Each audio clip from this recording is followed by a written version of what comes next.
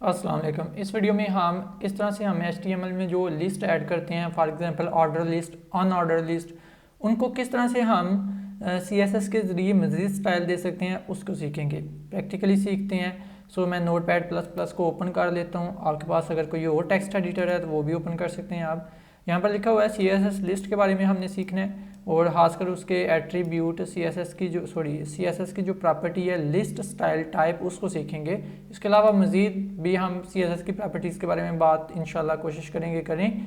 तो इसको प्रैक्टिकली सीखने के लिए फ़ाइल न्यू पर क्लिक करते हैं ताकि न्यू फाइल क्रिएट हो जाए। HTML का बेसिक कोड ऑलरेडी लिखा हुआ है, बल्कि चलें ठीक है, ये इसी को मैं यहाँ से कॉपी करता हूँ, यहाँ पर मैं इसको पेस्ट करता हूँ, सेव करते हैं इसे। यहाँ पर इसको मैं लिख देता हूँ, फाइल का नाम कुछ भी लिख सकते हैं अपनी मर्ज़ी के मुताबिक। मैंने लिस्ट लिख दिया .html, एंड पर .html लाजमी लिखना है। इसको सेव कर देंगे।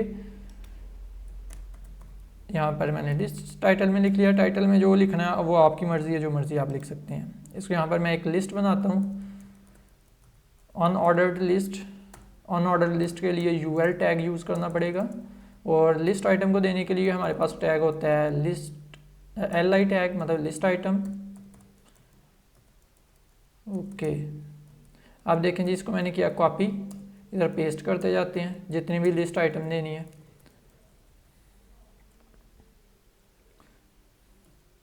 यहाँ पर मैं लिख देता हूँ फूड 1। आपकी मर्ज़ी, आप लिस्ट आइटम में जो लिखना चाहें वो लिख सकते हैं। फूड 2,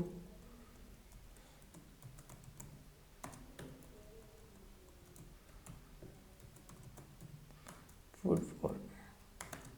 इसको मैंने सेव किया। अब इसको मैं ओपन करके चेक करवा देता हूँ। इसको मैंने सेव, यहाँ पर न्यू फोल्डर 4, और इस फोल्डर में मैंने सेव किया हुआ है, यहाँ पर है लिस्ट वाला। तो इसको मैं ओपन विद करता हूँ फायरफॉक्स। ओके, आप यहाँ पर अनऑर्डर्ड लिस्ट देख सकते हैं।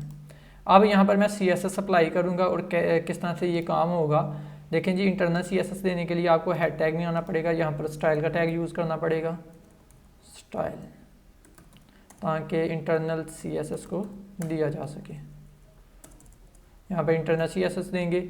यहाँ पर मैंने अनऑर्डर्ड लिस्ट को सिलेक्ट करना है, सो यहाँ पर मैं लिख दूंगा अनऑर्डर्ड, UL टैग का यूज़ करेंगे, UL टैग का नेम यूज़ कर लेंगे, उससे एलिमेंट सेलेक्ट हो जाएगा। ओके, यहाँ पर मैं CSS अप्लाई कर सकता हूँ। अब यहाँ पर मैं CSS प्रॉपर्टी का नाम लिखूँगा, जो कि है list style type, list style type. Okay, यहाँ पर इसको मैं कर देता हूँ सर्कल। इसको मैंने सर्कल की बजाय बल्कि इसको मैं कर देता हूँ स्क्वायर, स्क्वायर।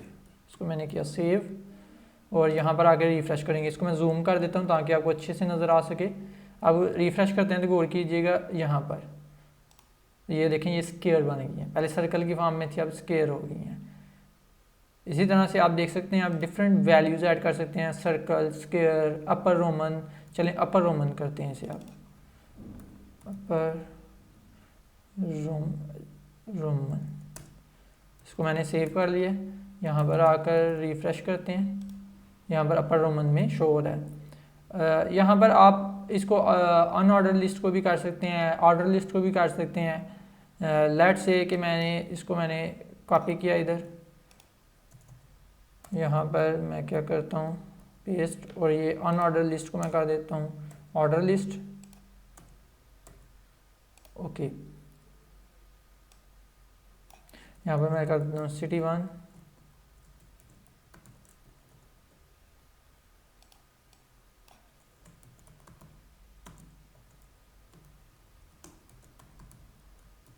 इसको मैं सेव करके इधर रिफ़्रेश करता हूँ। यहाँ पर देखें ऑर्डर लिस्ट में बाय डिफ़ॉल्ट यहाँ पर काउंटिंग आती है। अब इसका भी मैं इस तरह से चेंज कर सकता हूँ। मैं क्या करता हूँ ऑर्डर लिस्ट, और ऑर्डर लिस्ट पर मैं यहाँ पर CSS अप्लाई कर देता हूँ। यहाँ पर इसी को मैं पकड़ता हूँ, इधर पेस्ट करते हैं, और यहाँ पर अप्लाई कर देते हैं। लेट से इसको मैं कर देता हूँ अपर अल्फ़ा में, मतलब कि अपर अल्फ़ाबेट्स में शो होना चाहिए। सेव मैंने कर लिया। अब यहाँ पर रिफ़्रेश करते हैं तो अब इधर गौर कीजिएगा, ऑर्डर लिस्ट पर यहाँ पर कैपिटल लेटर्स में शो हो रहा है। इसको मैं अगर लोअर कर दूँ, लोअर अल्फ़ाबेट लोअर अल्फ़ाबेट में लिखिएगा, ये लोअर अल्फ़ाबेट्स में अब शो हो रहे हैं पॉइंट्स। आई होप आपको क्लियर हो गया होगा कि इस तरह से अनऑर्डर लिस्ट को ऑर्डर लिस्ट को आप मैनेज कर सकते हैं। आई सजेस्ट कि जब अगर ऑर्डर लिस्ट अनऑर्डर लिस्ट एक वेब पेज में ज़्यादा हो जाए तो आप कोशिश कीजिए साथ में क्लास में यूज़ करें। क्लास यहाँ पर मैं कर देता हूँ UL1, यहाँ पर मैं कर देता हूँ क्लास OL1। आप अपनी मर्ज़ी के मुताबिक क्लास का नाम दे सकते हैं ना इसका और इसका भी, ठीक है। मैंने अनऑर्डर लिस्ट 1 ऑर्डर लिस्ट 1। अब इसको सेलेक्ट करने के लिए आप कोशिश करें साथ में डॉट क्लास, जब एट्रीब्यूट का यूज़ करते हैं तो उसकी वैल्यू को एक्सेस करने के लिए आप साथ में क्लास सेलेक्टर का यूज़ करें। डॉट जो होता है क्लास सेलेक्टर होता है, मतलब कि आप अनऑर्डर लिस्ट की जो क्लास है ये वाली इसको सेलेक्ट करें 1, ठीक हो गया।